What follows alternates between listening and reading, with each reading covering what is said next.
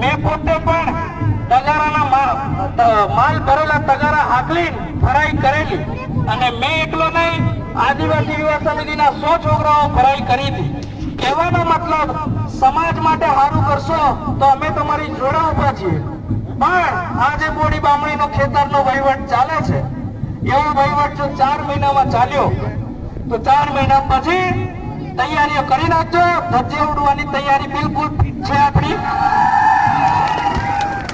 બિરસા મુંડાની મૂર્તિ મૂકીને આપણે બધાએ શીખવાની જરૂર છે અને ખાસ આપણા સમાજના નેતાઓએ શીખવાની જરૂર છે કે બિરસા મુંડા જેમ શાહુકારોની સામે લડેલો, વ્યાજખોરોની સામે લડેલો, એમ તમે બધા બી તાલુકાની અંદર ટકાવારીઓ જે સરપંચો જોડે ચાલે છે એની સામે લડો.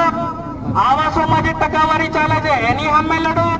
આવાસોના હપ્તા ચાલે છે એની સામે લડો. અને જે ખોટા